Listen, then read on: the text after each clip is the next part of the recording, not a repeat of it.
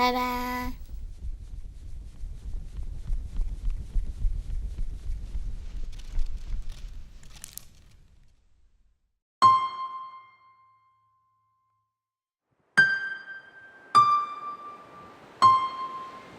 What makes us happy? Why is it that the pursuit of happiness is such a difficult journey sometimes? I suppose I feel the happiest when I'm at the beach. The sand, the sun, the waves crashing, it's all very peaceful. It reminds me that my problems aren't so big after all.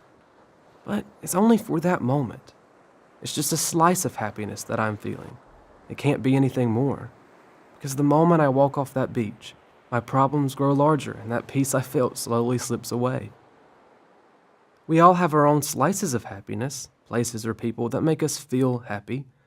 But are we truly happy? And why does that question carry so much baggage?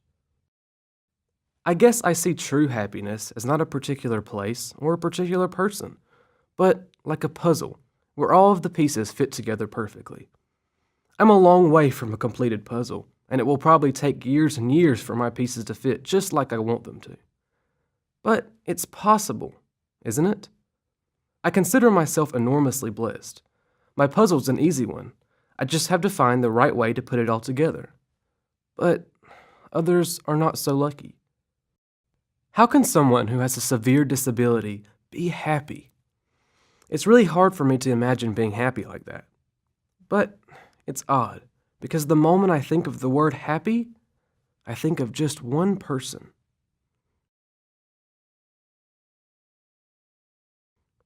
When you tell people you have a handicapped brother, their perception of you changes instantly, whether they admit it or not.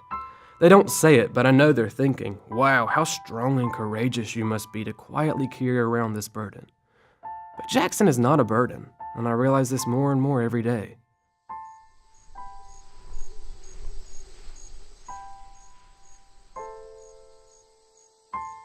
Years ago, when I was a senior in high school, my passion for filmmaking led me to create a documentary on Jackson. I wanted to tell his story because it was so rare and so interesting that I thought it needed to be told. But I didn't realize the importance of what I made until I was old enough to understand. I did not realize that his story, my little film made with zero budget and hardly any technical expertise, could answer one of life's biggest questions. What makes us happy? Now, perhaps it is best to let Jackson tell you the rest. After all, this is his story.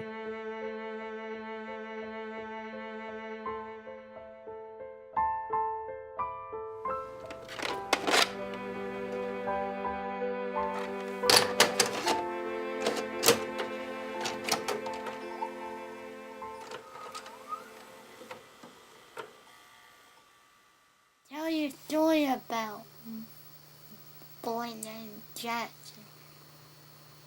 Once upon a time, there was a boy named Jackson. In the hospital, I was a baby, and mommy tummy, and her took me home, and I brought him home, and he was happy. And then I grew up and became a big boy and became a teenager. Happy ever after, the end. Ta-da!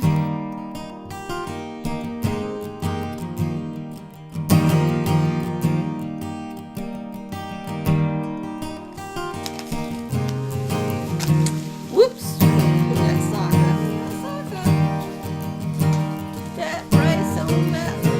Ow! What are you doing?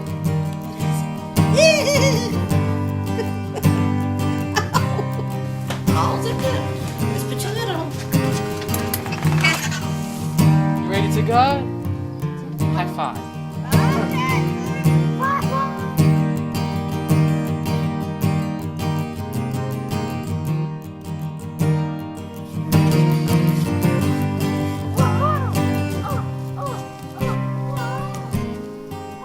What are you doing? Get out of those leaves! I pick you up so we can run faster.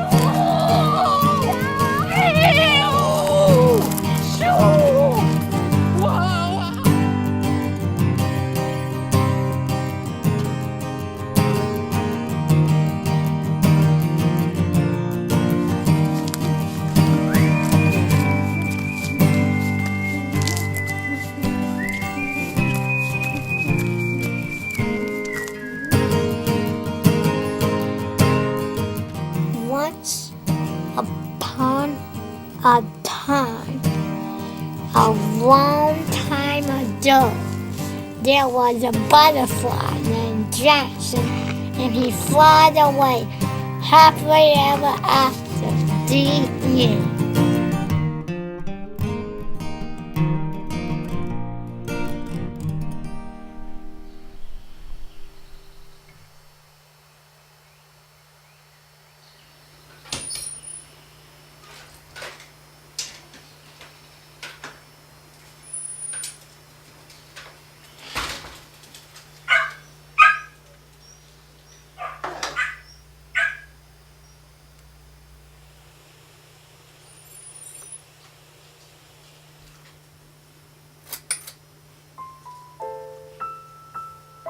Everything had been normal in the pregnancy, so we didn't expect anything to be out of the ordinary, and we were kind of surprised that baby was coming early like that, but we still didn't think about, or at least I didn't think about the potential, any kind of.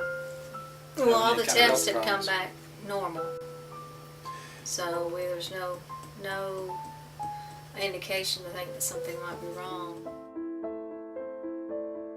Jackson was born, I think, early the next morning, if I remember right. 9-ish, 7-ish. Yeah, I think around 9 o'clock maybe in the morning. And so whenever he was born, it was pretty clear something was wrong, because he had a Colloidal membrane. colloidal membrane, which means that he kind of had like this. His skin almost looked like he was a burn victim as soon as he was born. It's almost like cellophane, just stripped off big old sheets. The colloidal membrane had kind of compressed everything, so everything was kind of just drawn up into the cell. We didn't know if he was a boy or girl. I can remember when he was first born, I've never had, and as far as I can ever remember in my life, I've never had a situation where I felt like I was going to faint. But I remember walking out in the hallway for a minute right after he was born and just leaning against the wall, and I just kind of slid down the wall and sit there for a little bit, and for a minute I didn't know if I was going to faint or not. It was just so emotional. I was just like, what's wrong, what's wrong, what's wrong? And nobody would really tell me, and I never really got to see him. I mean, within just a couple hours, I was up in the wheelchair down there at the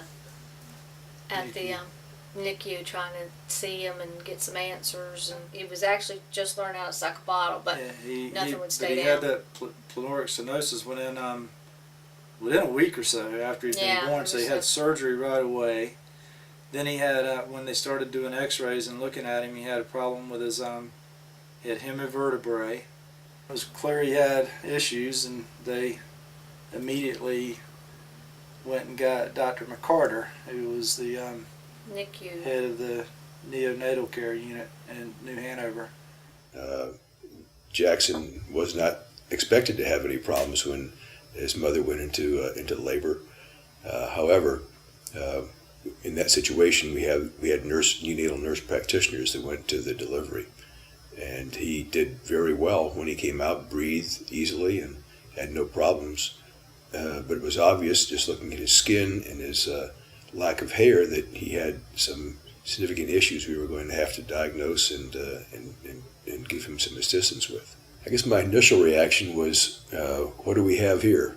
I didn't have an instantaneous diagnosis, but with the lack of hair and some of the skin lesions, it suggested a medical problem referred to as ichthyosis.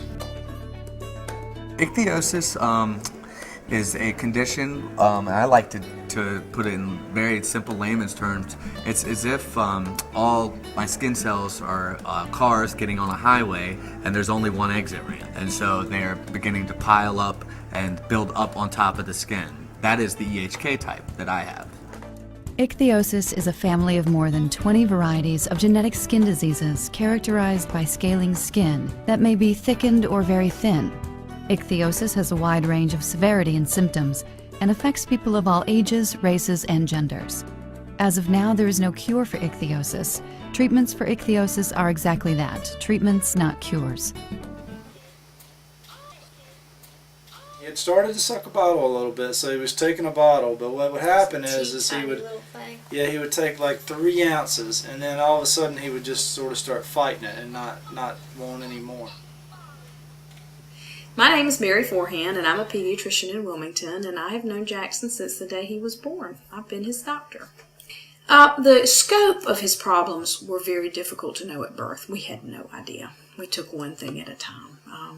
He had some anatomic issues that we sent him to specialists for, and as he grew older, we saw there were more and more issues, and then the immunodeficiency became apparent, which required him to get medicines regularly. So he's always been tied very closely to specialists who have actually learned a lot from him. He's been a great example for learning at the institutions that he's been to, because he has conditions that aren't really well known by anybody. From the very beginning with Jackson, the doctors have really not known what to do about him, how to treat him, exactly what is right or wrong, and no prognosis.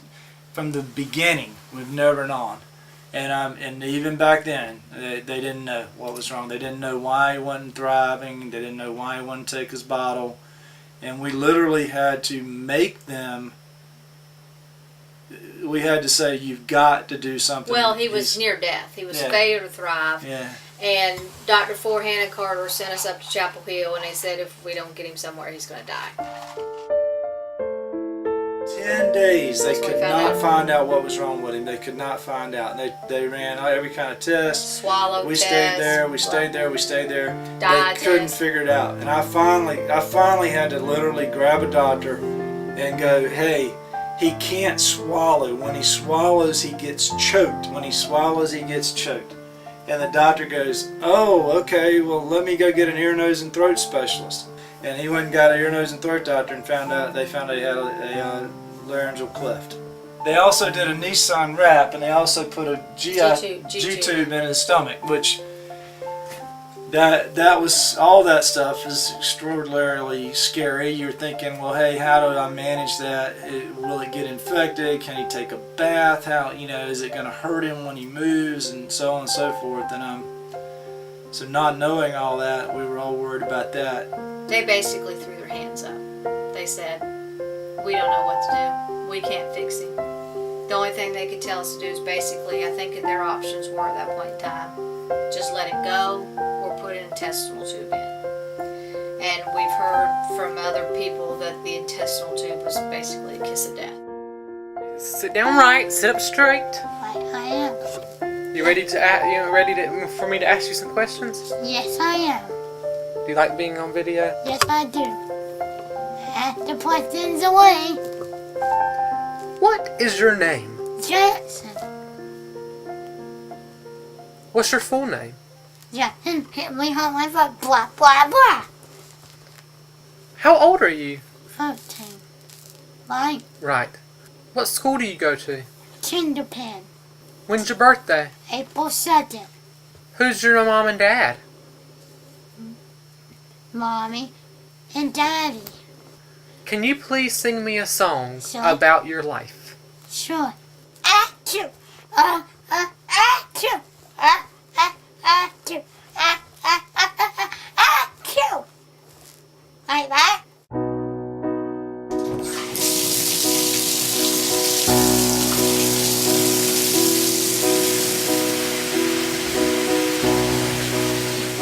Hello, where's Jackson? Oh, there he comes. Yay! Got Holly. Huh? A little telephone, careful. I saw here.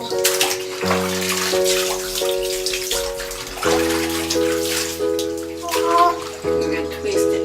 Don't jerk.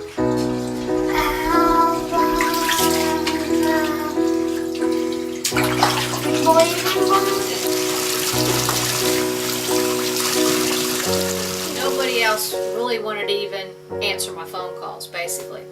Dr. Prose would answer my phone calls. I would call him up and say, Dr. Prose, he's sick on his stomach and I can't get any food into him. What should I do?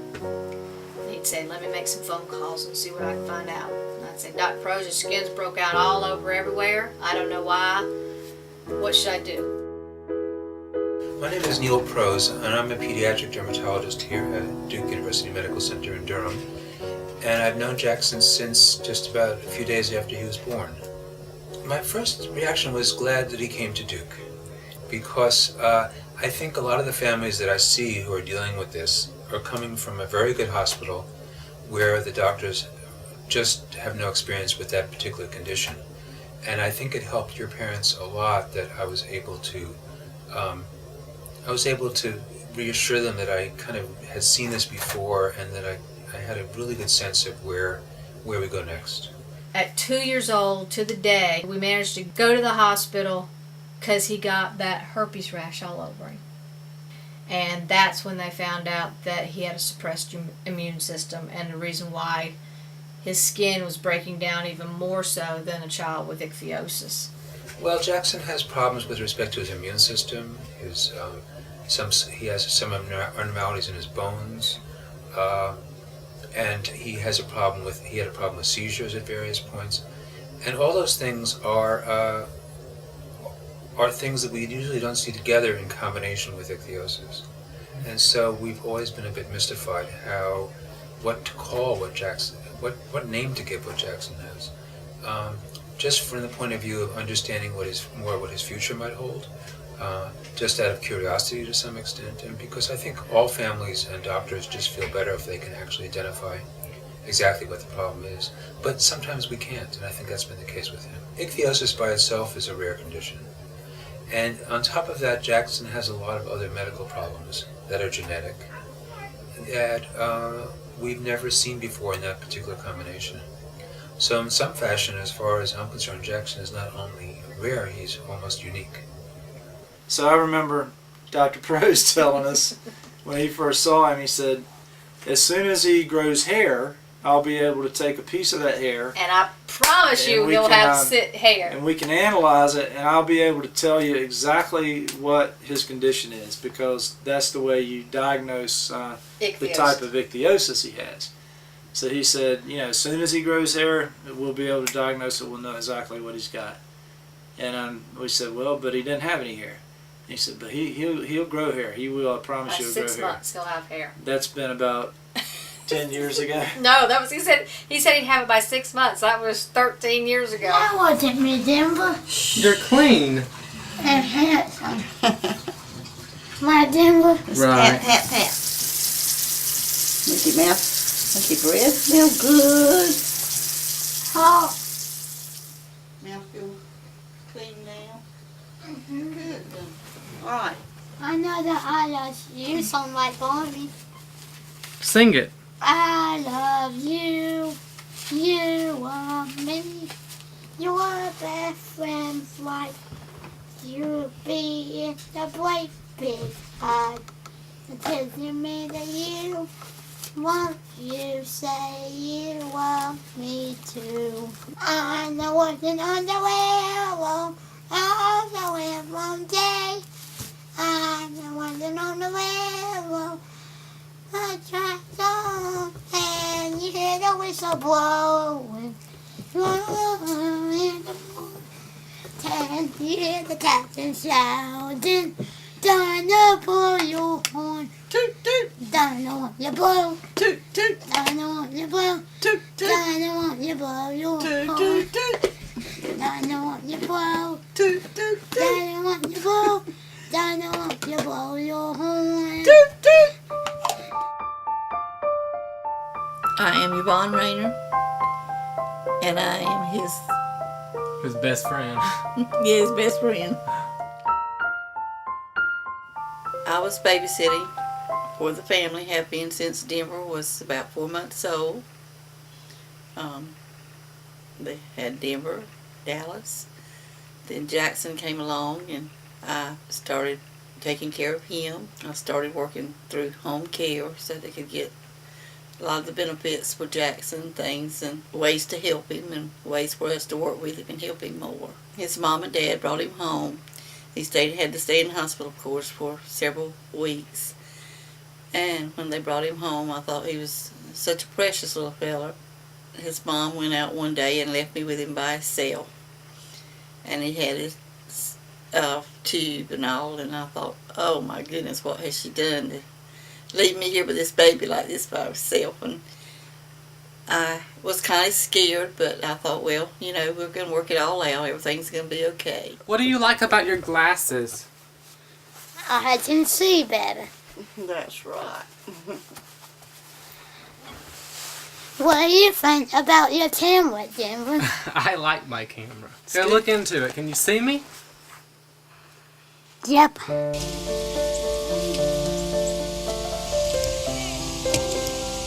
One day we were out riding on the golf cart, and he had been talking a little bit, and he said, Vaughn. And oh, I was so tickled. I was tickled to death. And I said, we came in, and I said, Jackie, he said, Vaughn. She said, he did. And he had been talking, and I was saying calling different names and saying to Mom and all that kind of thing. But he had said my name before. So I was so excited that he had said my name. So from that, he started talking, and he hadn't heard.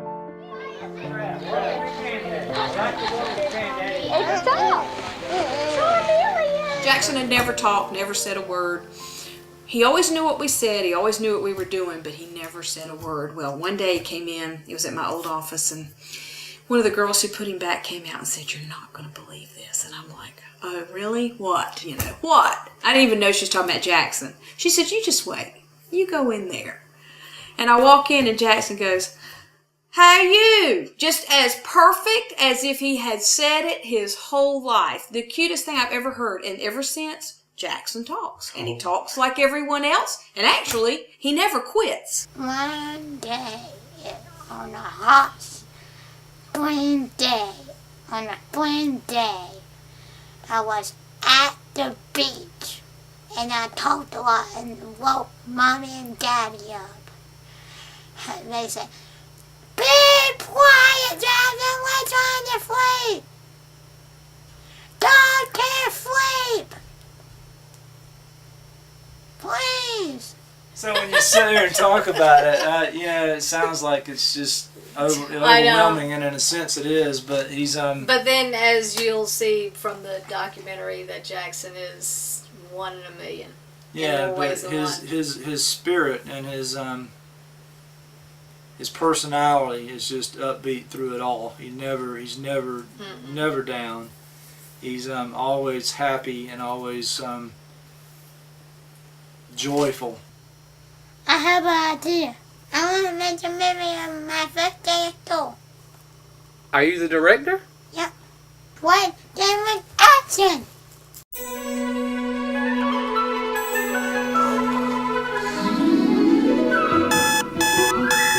Time for door! Bye, Daddy! Bye!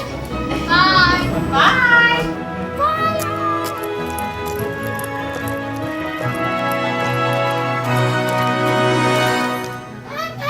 Door! Hello, I'm your teacher. Hello, teacher! Hello. Teacher. What? The bell is ringing. Todd, that was horrible. And I quit.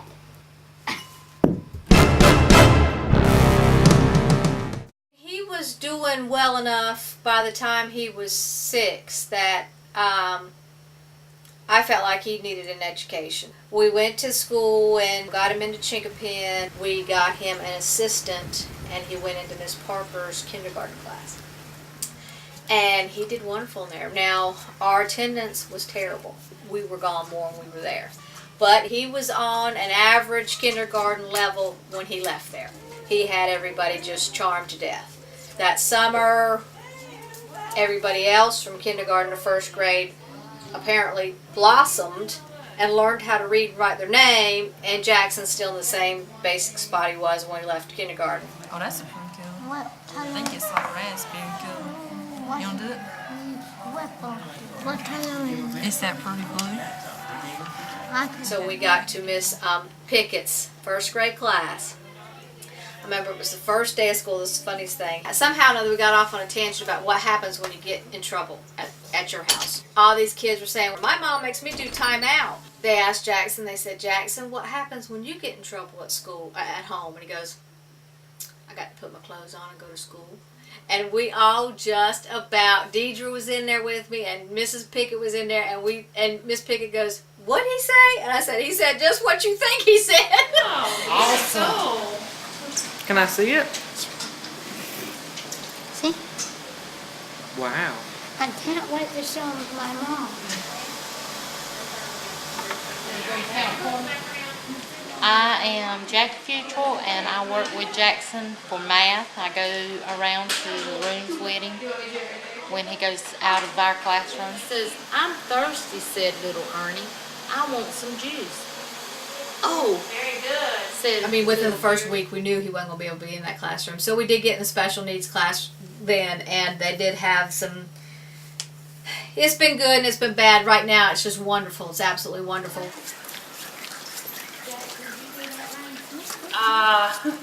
Jackson keeps it very interesting. He is so happy and has such a positive outlook.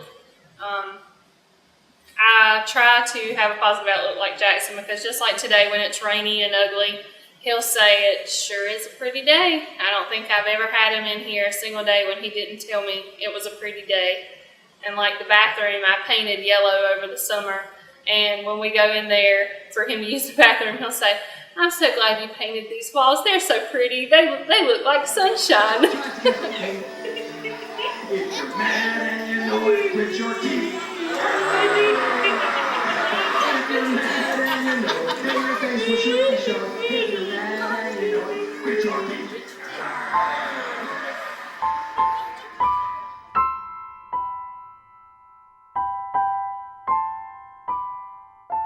trying to explain to people why he's a little different than we are. You know, you have the younger children come up and ask, why is his skin peeled? You know, things like that. And I think trying to explain to them, for them to understand, is probably the hardest thing. Right. Other than that, he's a loving youngin'. Why do you say that? Because he's just full of life.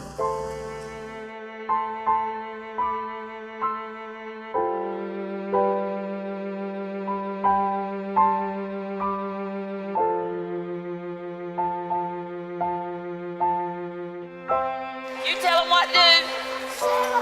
I'll tell him 15. Ready? 15 setups. Ready, go.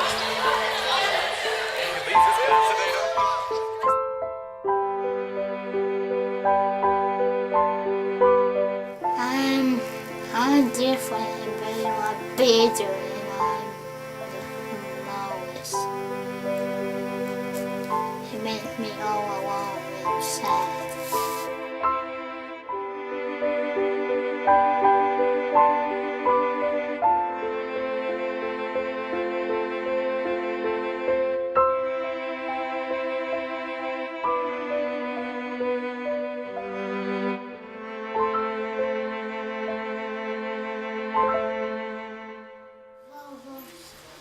Can I ask you a question? Sure. What's your favorite part about the school day? Like my teacher. I like me. That's right, I like you too. What kind of games do you play? I'll play. And PBS. Look, come here. You want to look in with me? Yeah, it's Jackson. It's Jackson. Yeah, Who's that? The way she says Rainer sounds like Banner. What? Look, Emily back with Denver. I know. What? Now, who is Watch Emily? this. Who is that? Emily.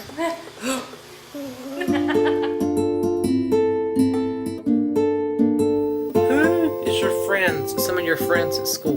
Emily Beth is my best friend.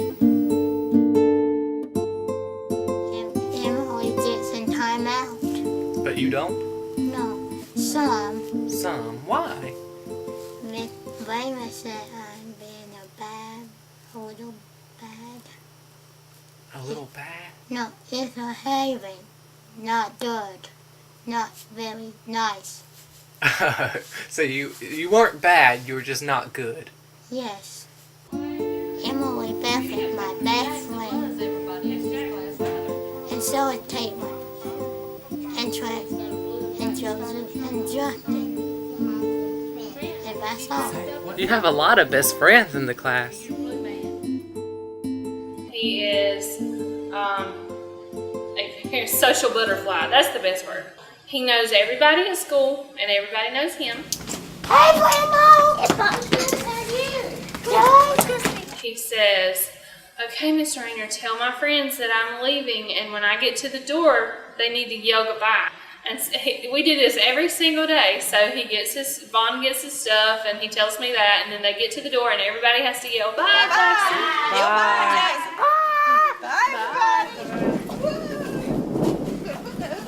Sing me a song about you at school. All right. Me at school, I like to go home. Me at school, I get my stuff and pack home. Head home. The school itself has not been the problem. The problem has been Jackson just not being able to go.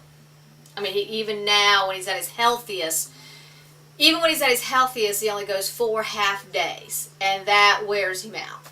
I mean, his energy level's just not the same as a normal child. Okay, I love you. I'll see you Monday. Okay? Fun. Okay. Okay, but I love you. Fish with a pet. Can't hug you around the neck. I work with my sister-in-law at the grilling part-time, and with Jackie part-time, and so she talked to me and said that Marty had discussed it, and they needed someone full-time if I was interested. They'd like for me to. Well, that was a hard decision because I enjoyed the grilling, the people, being with them. But I thought, I love Jackson too. Jackson, do you love Vaughn? Yeah. Yes, I do. Bushel and the pet, right, Vaughn? Bushel and a pet, that's right. Hug around the neck. That's right, hug around the neck.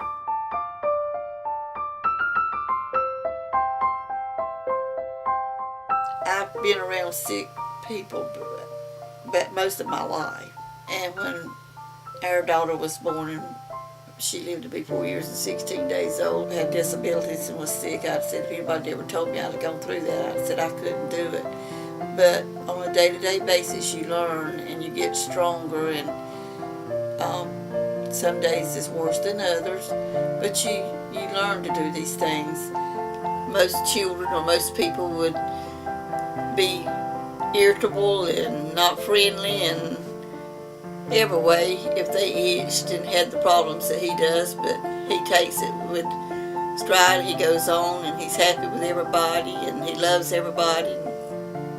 No matter how bad I feel at home, I've got to get up and make sure I come every day to take care of Jackson. I love him on the weekends, or if I'm off for a few days, holidays or something, I get so excited about coming back to see him. He's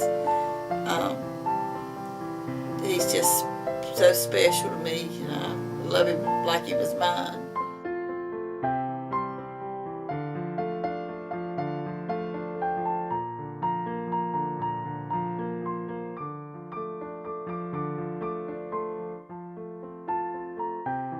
Vaughn had a daughter that was sick when she was younger. She and, was handicapped, yeah. She had a daughter that was very, very sick as a child. And so she's very compassionate with Jackson.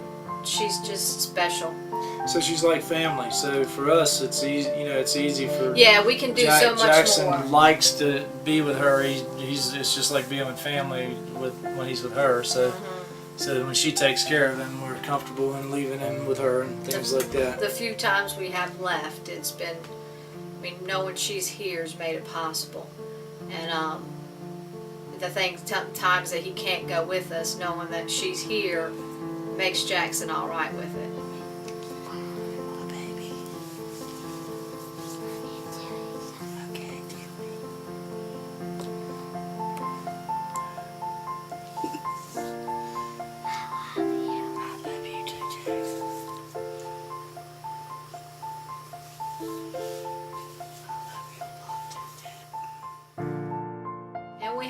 we have some other babysitters that fill in too, and the ones that we've got make it possible for us to live somewhat of a normal life.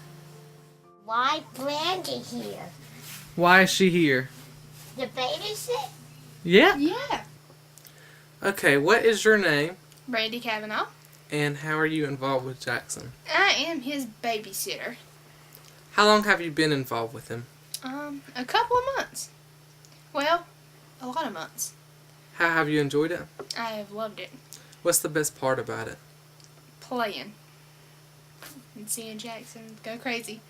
Denver, Yes. now talk about me. What is Jackson doing? Taking a siesta. He's taking a siesta. What? Who's Brandy? Hurries. Brandy's sidekick. Brandy's your sidekick. Like Randy? Right.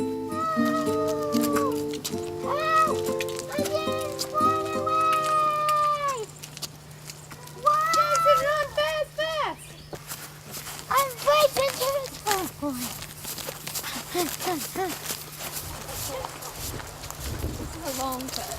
Okay. With no fluid. Okay? Okay.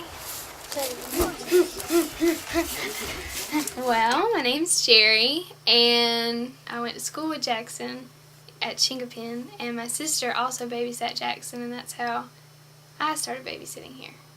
It's really exciting when I come here on Saturdays and see Jackson waiting for me at the door, and when I walk in, he runs up to me and gives me a big hug and says he missed me that week. Here you go, Jackson. How about my horse? Here you go. What's his name? Horsey. I like playing games with him, and I like to do little kid things a lot. Say yeehaw!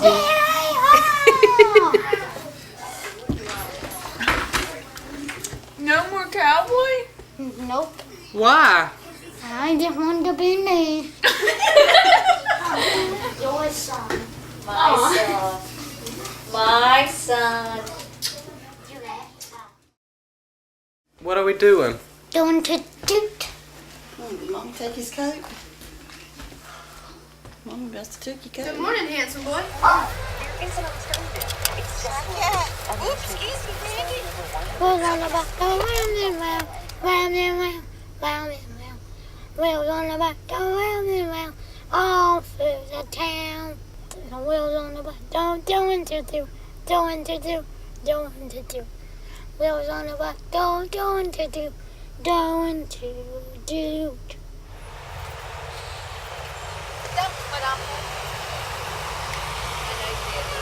We're changing.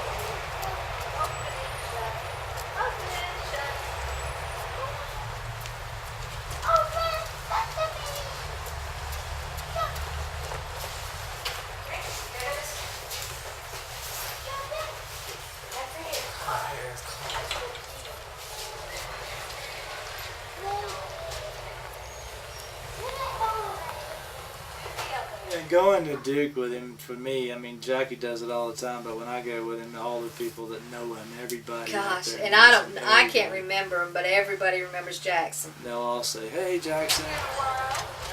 I knew that. I know you when you come in here. Hey, how are you? Good. Hey. Hey, Jackson. Say hey. Hey. Say hello, Denver. Hello. April 7th. Jackson!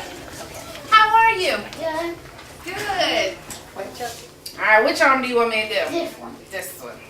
Hi, Mom. That's good for me. Good for us. Alright, you can be really still for me.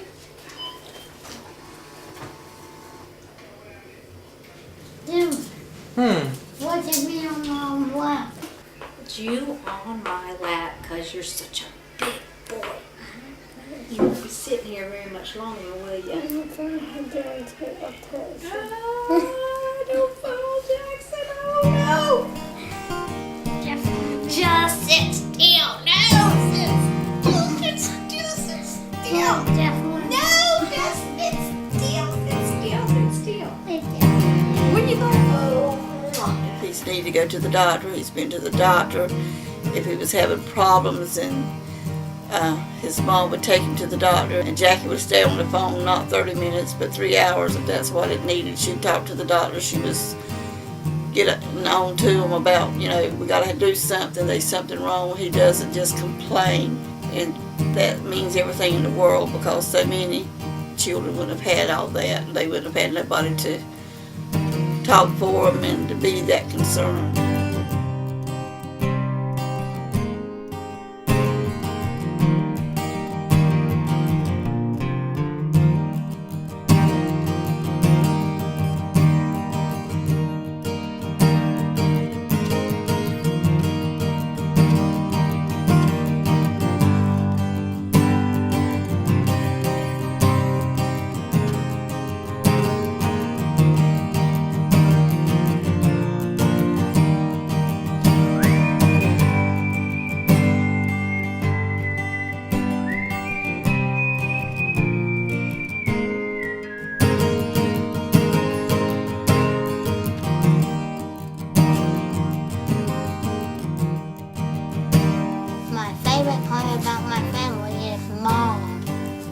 Why? I like to come in at night.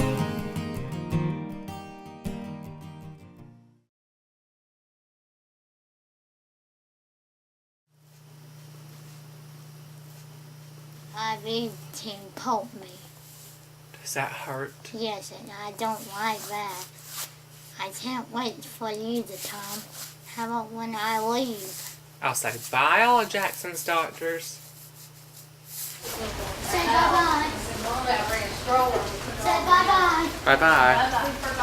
Bye-bye, Duke. Just how brave he is to go through all he has to go through, and he just doesn't complain at all. He just keeps on going. Bye-bye, Duke. Your turn, Pansy. Bye-bye, Duke. Pansy for the pole. Bye-bye. Bye. Bye.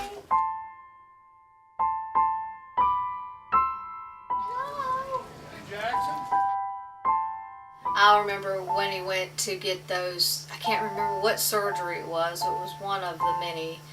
I think it was something to do with the nails, getting something done on his nails. Yeah. But he was going in there, and he had a woman anesthesiologist, doctor, and we started saying, somehow or another came up that Jackson liked to be sung to. So one of the nurses say, well, the doctor here sings, Jackson. See if you can get her to sing to you to go to bed or go to sleep. So sure enough, he had this, doctor pretty high up, it probably late 40s, early 50s. And I mean, because people had come back and told me, and because he's never done it before, and sang him an entire song before he went to sleep. And all the other nurses and everything had told me that how, that she just doesn't do that. Nobody even knew she could sing, because she had a really good voice. And I said, what fun it made for those people that day. Bye, Jackson. Y'all have a good day.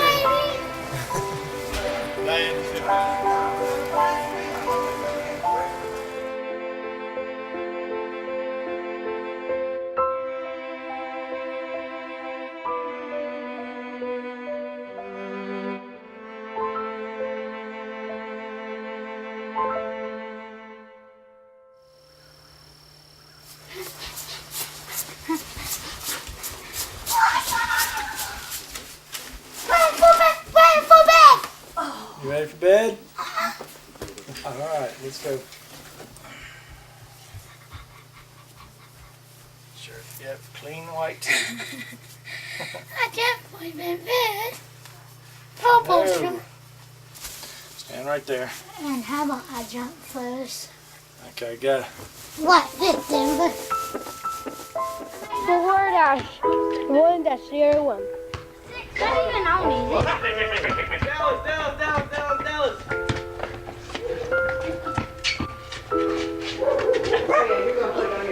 All the presents.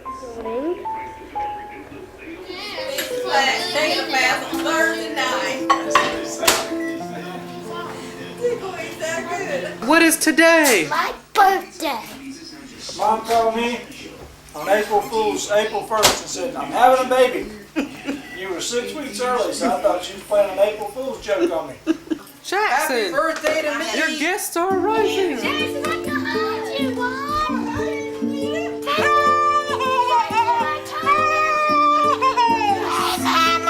Sweetie, happy birthday! Oh, I see Granny. Oh my goodness!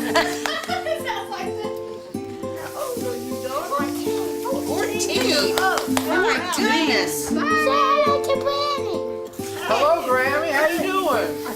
You know it's Jackson's birthday? Let me help you. If Jackson had been born in a lot of families, he would have never survived. He's had special parents and brothers and grandparents and aunts and uncles, cousins and all to work with him and be with him.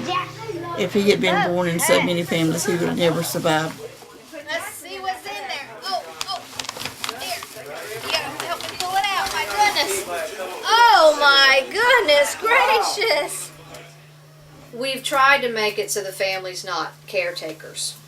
We've tried our hardest to make it so the family's not a caretaker, so they can be more of an entertainer. And we have the best entertainers ever around. Camera, are you good now? Gonna go out to the car to see his present. Come on, Granny. His skin pops out all over him like it's going to scale off, and it'll come right back. He's had a lot of things that was wrong with him, but he never was bad about it, at all. He's got a family that loves him. Every one of us love him, and we try our best to let him be with us and do the things that he can do with us, and with his brothers and his dad and his mom and his aunts and his uncles. And when I'm talking about him, I say that I love him better than anything in the world. And I don't want him to be hurt. I just want him to be like we are and enjoy himself. And he does. He does enjoy us when he's around us. All right. Tom's sitting the birthday. All right, I got 8. Where you want to put them? Just somewhere where it's not on the Sesame Street game? There you go. You good? I'll have to turn off the air conditioning. I don't know. Did he say yes? Jackson, you say cheese? Yeah. Smile for me. Say cheese.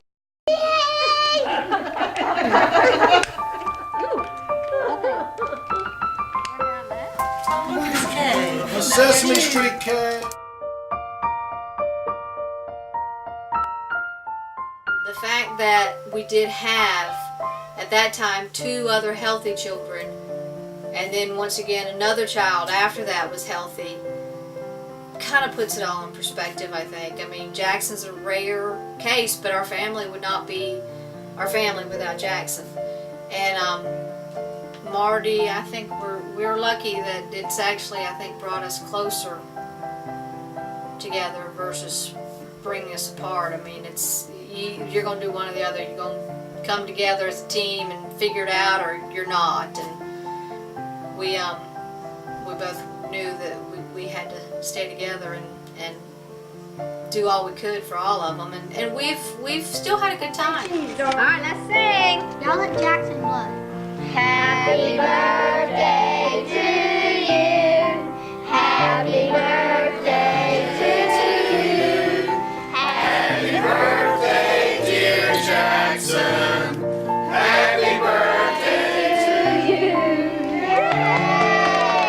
Everyone blow candles. Blow out.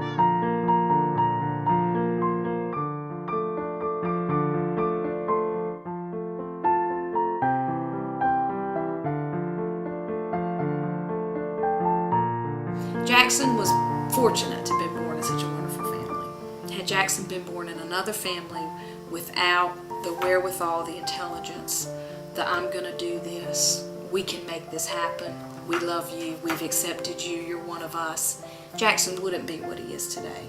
You need to take credit, your mother, your dad, your brothers. You guys all deserve great credit because Jackson is a happy kid. Jackson is a fairly healthy kid. It wouldn't happen in a lot of families, and that's, to me, is remarkable. And I deal with families all day long. You happen to have a good one. I just remembered Jackson, so well. Some aspects of his care, and that his parents, your parents, were just some of the nicest parents we've ever had in the intensive care nursery. Just very, very loving and caring, and very helpful to us. And it's been a pleasure to work with all of you all with Jackson, because he's a lot to do. You all have done it. You've accepted it. You've done it with grace, with pride, with dignity, very well. And I can't say that about every family, and that's really remarkable. And I'm proud of all of y'all because we love Jackson too. Woo! All right, bedtime. Ready to take your glasses off? All right, let's put in some eye drops. It's been a blessing that Jackson's kind of not aware of that. He didn't, at least I don't think he feels that sort of stigma of people staring at him or looking different. So that's a blessing. And a child like Jackson with disabilities, I think worry about it, about what's going to happen to him in the future, and I worry about, and I feel guilty sometimes about not doing enough for him or enough of the right things to help him now. I think Denver and Dallas and Logan are great brothers. I mean, I think it could have just because Jackson, he looks the way he looks, and you get a lot of stares when you go out in public with him and things like that, but I think they've never acted like his father. I think you boys have done fantastic about that. I think Jackson has a pretty good prognosis. I think physically, modern medicine can keep him going pretty well. I worry more about Jackson's ability emotionally to grow old, where he will fit in that pattern as he gets older and gets out of the comfort zone of family and mothering and that sort of thing, and that remains to be seen.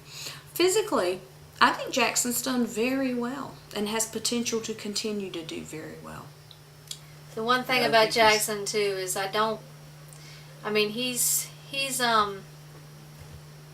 Jackson's only going to go so far. I mean, he's not going to, we will be fooling ourselves, I think, if we thought he was going to blossom into this young adult that's going to go out and take care of himself, because I think we all know that's not going to happen, more than likely. But my gosh, what a wonderful human being he is. Jackson. What? Where do you see yourself in 10 years? I like to see myself in a mirror. Or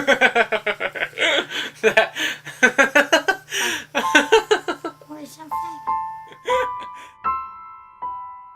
You want to say your night-night prayer? Sure. I'll start out, then you do it, okay? Heaven, thank you for a day.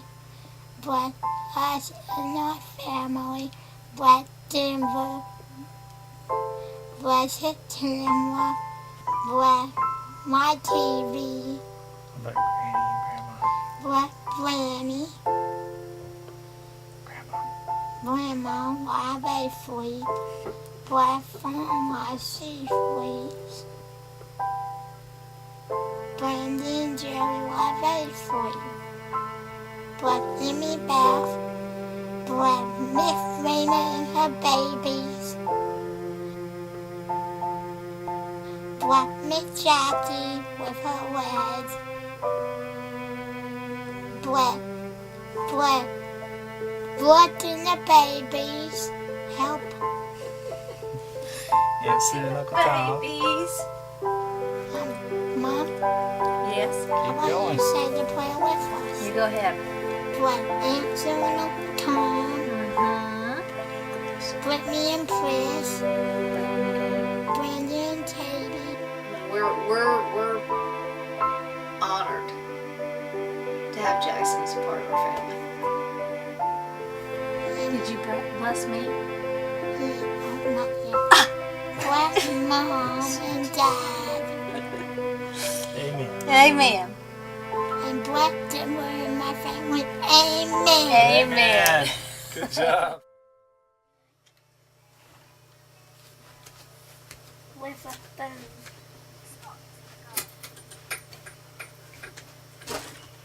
Night, buddy. And I do. Night.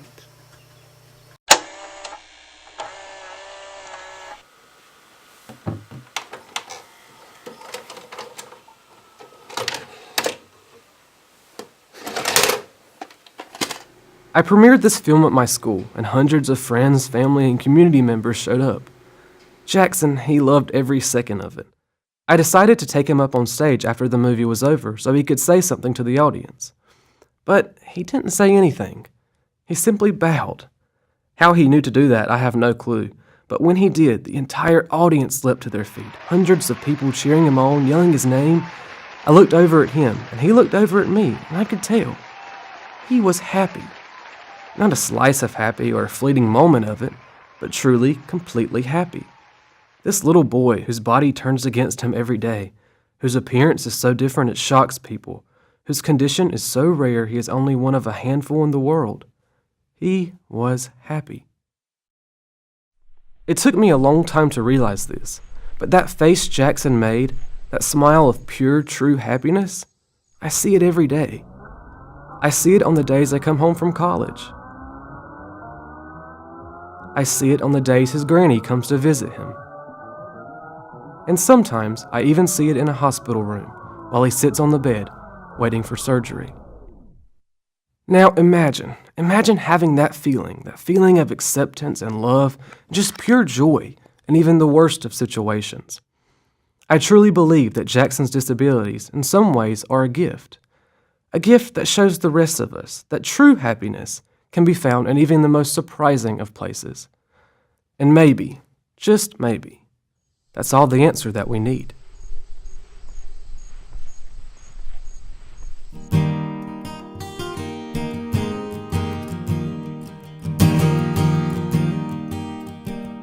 Tell your story about a boy named Jackson. Jackson's kind of like a role model for people to not let things bother you. He kind of flies around and enjoys himself, you know. He don't just sit down and feel like it, that we feel like that we couldn't do the things that he does, you know. He's good at what he does, and he don't complain about how he is or anything, you know. So he is kind of like a butterfly. He just gets around like that. You know, I mean, Jackson's come a long way. Up until Jackson was about 4, I think I could have gone into his bedroom any morning and I would not have been shocked if he had not made it through the night. Because he was so sick for so long. And even though he's certainly not healthy now, it's not so day by day to me. He's kind of blossomed into this child that's gonna be with me for a while. You know, I mean, I don't have that fear that he's not gonna be there in the morning. Once upon a time, there was a boy named Jackson. In the hospital, I was a baby. And Mommy tummy, and her took me home, and I brought him home, and he was happy. And then I grew up and became a big boy and became a teenager. But happy ever after the end.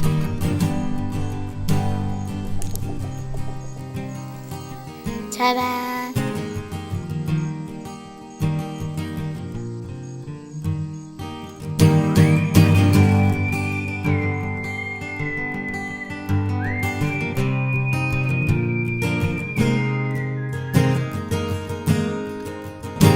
Little frog, what have you to say? It's raining out here, please don't get washed away. Little frog, where have you to go? I worship the weakness that try not to show.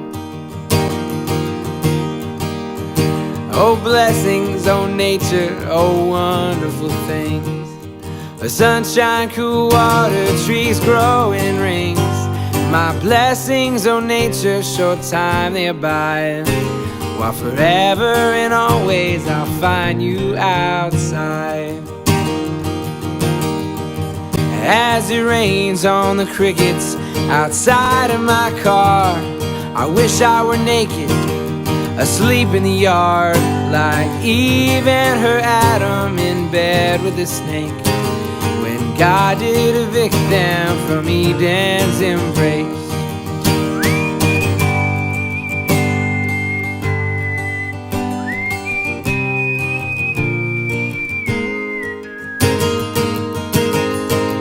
Electricity's good and enlightenment's nice, but I'd love to be smushed on the road once or twice. Yes, I'd love to be smushed on the road once or twice.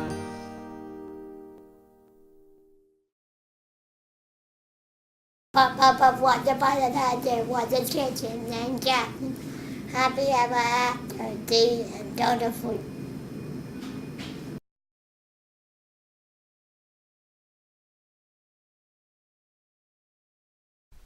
Now it's recording.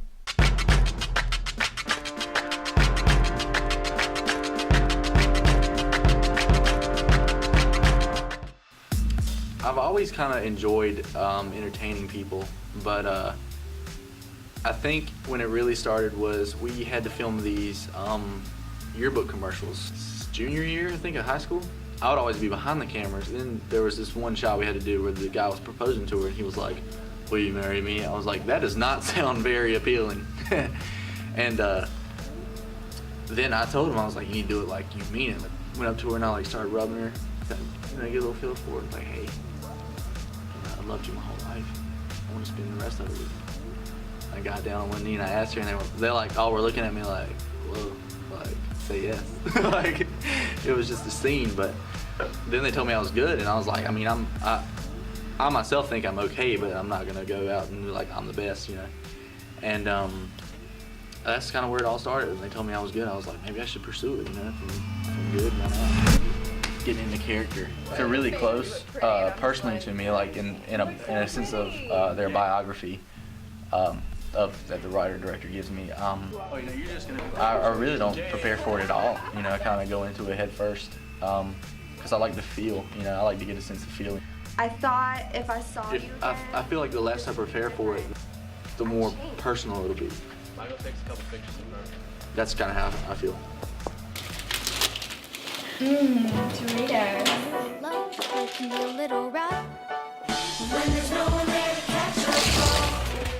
Mostly, what really got to me, when someone triumphs in a movie, it makes me feel like, it makes you feel really good inside. It makes you escape sort of from the real world. Like, when no matter how many problems you got going on at home, you can go see this movie and you can kind of take just your mind off in general of everything that's going on, just to enjoy the movie. And it gives you a sense of good feeling, and I just want to give that to people.